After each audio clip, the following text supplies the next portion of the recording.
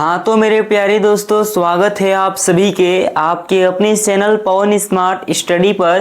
तो आज के इस वीडियो में लेकर आ गए हैं दोस्तों मंथली टेस्ट क्लास 10 जो आप लोगों का 3 अगस्त को एग्जाम होने वाला है।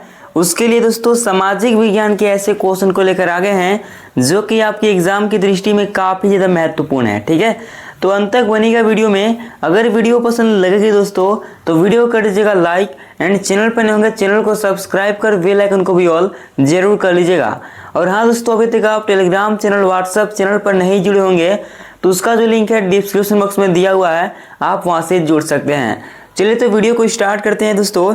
तो ये देख लीजिए, ये जो रहने वाला है जनरल स्किल के लिए रहने वाला है कक्षा 10। सब्जेक्ट की बात करें सोशल साइंस हो जाएगा। पूर्णांक जो रहता है आप लोग का 20 रहता है और टाइम दोस्तों 1 घंटा रहता है। ठीक है, चलिए हम लोग उस क्वेश्चन को देख लेते हैं कि वो क्वेश्चन कौन है जो कि आपके एग्जाम्स के दृष्टि में काफ़ी ज़्यादा महत्वपूर्ण है। ठीक है, चलिए देख लेते हैं। तो ये देख लीजिए दोस्तों, यही आप लोग का क्वेश्चन है जिसमें सबसे पहले आप लोग का 6 ऑब्जेक्टिव क्वेश्चन देखने को मिलेगा, है ना। देख सकते हैं खंड का, जिसमें आपका पहला क्वेश्चन क्या कर रहा है, ध्यान देंगे आप लोग, है ना।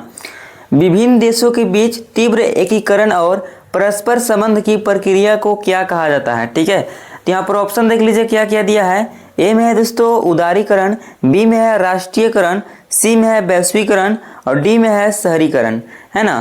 तो विभिन्न देशों के बीच जो है तीव्र एकीकरण की बात किया है। ठीक है, तो क्या हो जाएगा दोस्तों, वैश्वीकरण हो जाएगा। ऑप्शन नंबर सी जो है यहाँ पर राइट आंसर हो जाएगा पहले का। ठीक है, चलिए आगे बढ़ते हैं दोस्तों। क्वेश्चन नंबर सेकेंड नंबर में देख लीजिए क्या है।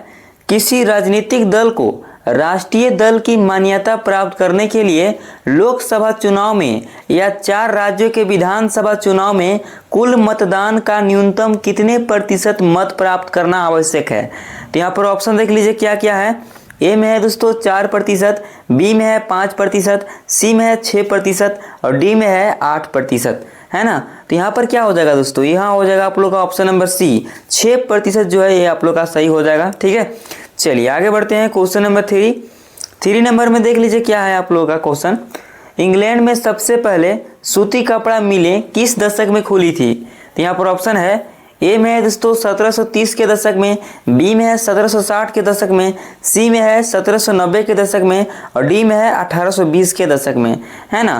तो यहाँ पर जो हो जाएगा दोस्तों क्या हो जाएगा, तो 1730 के दशक में। ऑप्शन नंबर ए जो है ये आप लोग का राइट आंसर हो जाएगा। ठीक है, चलिए आगे बढ़ते हैं दोस्तों। क्वेश्चन नंबर 4 देख लीजिए क्या है कि निम्नलिखित में से कौन सी एक खरीफ फसल है जिसे उगाने के लिए उच्च तापमान और अधिक आर्द्रता की आवश्यकता होती है। तो यहाँ पर ऑप्शन है, ए में है दोस्तों गेहूं, बी में है चावल, सी में है चना और डी में है सरसों, है ना। तो क्या हो जाएगा दोस्तों, तो यहाँ पर हो जाएगा आप लोग का ऑप्शन नंबर बी, चावल हो जाएगा यहाँ पर राइट आंसर दोस्तों, है ना। चलिए आगे बढ़ते हैं। क्वेश्चन नंबर 5 नंबर देख लीजिए क्या है। राजनीतिक दलों के संदर्भ में दल बदल का क्या अर्थ होता है। तो यहाँ पर ऑप्शन है, ए में है दोस्तों किसी दल का चुनाव हार जाना, बी में है चुनाव जीतने के बाद किसी विधायक या सांसद की अपनी पार्टी छोड़कर दूसरी पार्टी में शामिल हो जाना, किसी नए राजनीतिक दल का गठन करना और डी में है पार्टी के भीतर आंतरिक चुनाव कराना। तो देखिए दोस्तों, ये जो हो जाएगा आप लोग का ऑप्शन नंबर बी जो है यही सही हो जाएगा। चुनाव जीतने के बाद किसी विधायक या सांसद का अपनी पार्टी छोड़कर दूसरी पार्टी में शामिल हो जाना, है ना। यही आप लोग का हो जाएगा ऑप्शन नंबर बी जो है करेक्ट आंसर है। ठीक है, चलिए आगे बढ़ते हैं दोस्तों। ऑब्जेक्टिव का लास्ट क्वेश्चन नंबर 6 नंबर में क्या पूछा है, ध्यान देंगे। औद्योगिक क्रांति के शुरुआती चरण में बुनकरों पर निगरानी रखने, माल इकट्ठा करने और कपड़ों की गुणवत्ता जांचने के लिए वेतनभोगी कर्मचारियों को नियुक्त किया जाता था, जिन्हें क्या कहते थे। तो यहाँ पर ऑप्शन है, ए में है दोस्तों जॉबर, बी में है गुमास्ता, सी में है स्टेपलर और डी में है फूलर। तो यहाँ पर हो जाएगा दोस्तों गुमास्ता। ऑप्शन नंबर बी जो है राइट आंसर हो जाएगा। ठीक है, तो इस प्रकार से हम लोग 1 से लेकर 6 तक ऑब्जेक्टिव क्वेश्चन को देख लिए जो कि आपके एग्जाम्स के लिए काफ़ी ज़्यादा महत्वपूर्ण है। अब चलिए हम लोग सब्जेक्टिव क्वेश्चन को भी देख लेते हैं। उससे पहले दोस्तों अभी तक आप वीडियो को लाइक नहीं किए होंगे तो लाइक जरूर कर लेंगे एंड चैनल पर पहली बार आए होंगे चैनल को भी सब्सक्राइब कर बेल आइकन कॉल कर लेंगे। ठीक है, चलिए सब्जेक्टिव क्वेश्चन को देख लेते हैं, है ना। तो ये देख लीजिए दोस्तों section be subjective question number 7 देख लीजिए क्या कर रहा है, ध्यान देंगे आप लोग, है ना। आदि औद्योगिकरण से आप क्या समझते हैं। तो इसका उत्तर देख लीजिए क्या होगा। औद्योगिक क्रांति से ठीक पहले के काल को आदि औद्योगिकीकरण कहा जाता है। इस अवधि में अंतर्राष्ट्रीय बाजारों के लिए बड़े पैमाने पर औद्योगिक उत्पादन होता था। लेकिन यह उत्पादन कारखाने में न होकर ग्रामीण क्षेत्रों में कारीगरों द्वारा अपने घरों में किया जाता था, है ना। तो इस प्रकार से क्वेश्चन नंबर 7 हो गया।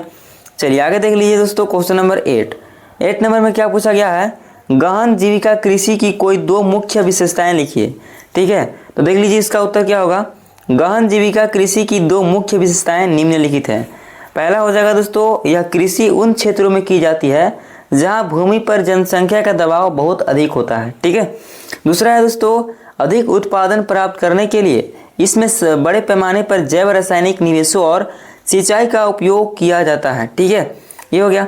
इस प्रकार से दोस्तों क्वेश्चन नंबर 8वां का उत्तर भी देख लीजिए।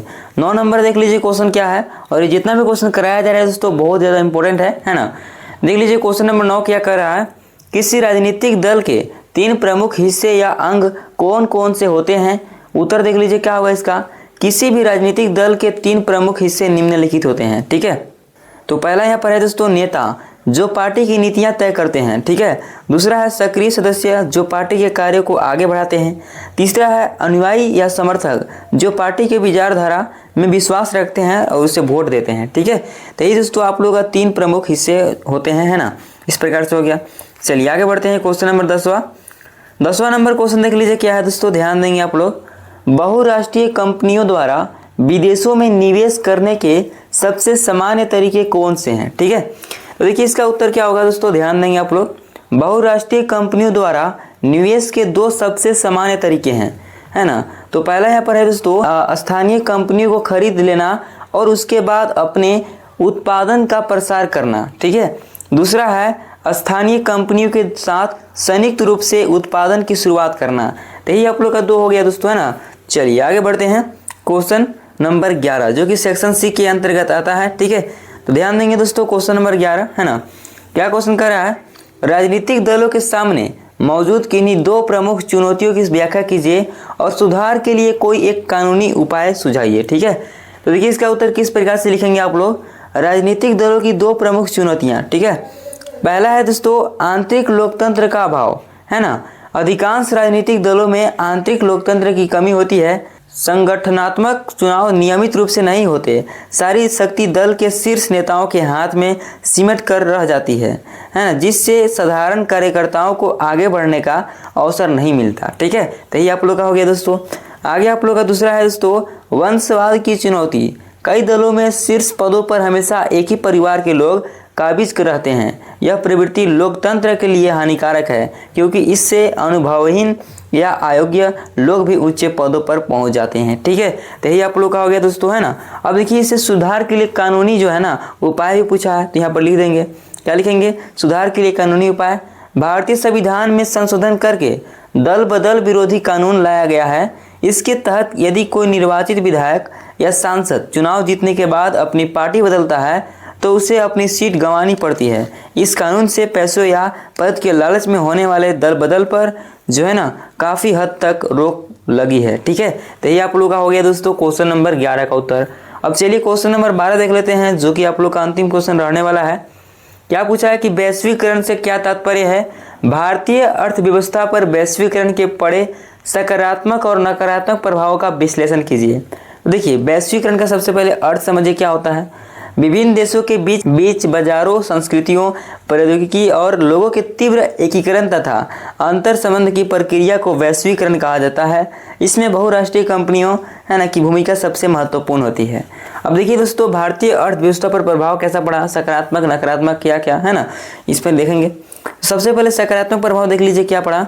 वैश्वीकरण के कारण शहरी क्षेत्रों के उपभोक्ताओं विशेषकर संपन्न वर्ग को लाभ हुआ है। उन्हें अब कम कीमत पर वैश्विक स्तर के उत्पाद जैसे इलेक्ट्रॉनिक्स, गाड़ियाँ, खाद्य पदार्थ मिल रहे हैं। इसके अलावा विदेशी निवेश बढ़ने से भारत में रोजगार के नए अवसर पैदा हुए हैं और आईटी जैसी जो है भारतीय कंपनी को वैश्विक स्तर पर पहचान मिली है। ठीक है, तो यही आप लोग का हो गया। अब नकारात्मक प्रभाव देख लीजिए।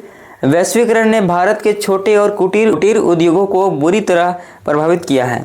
खिलौने, कपड़े और प्लास्टिक उत्पाद बनाने वाले छोटे निर्माता बहुराष्ट्रीय कंपनियों की सस्ती वस्तुओं के सामने प्रतिस्पर्धा नहीं कर पाए, जिससे कई इकाइयां बंद हो गई है और लाखों श्रमिक बेरोजगार हो गए हैं।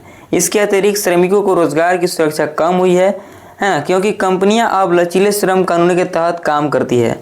तो इस प्रकार से दोस्तों हम लोग यहाँ जो है क्वेश्चन नंबर 12 तक के उत्तर देख लिए, जो कि आपके एग्जाम्स के लिए काफ़ी ज़्यादा महत्वपूर्ण है ना। इसे अपने दोस्तों के पास भी शेयर कर देंगे। और बताइए दोस्तों कैसी लगी वीडियो। अगर वीडियो पसंद लगी हुई तो वीडियो को लाइक कर चैनल को सब्सक्राइब जरूर कर लेंगे। चलिए मिलते हैं किसी नेक्स्ट वीडियो के साथ, तब तक के लिए जय हिंद जय भारत।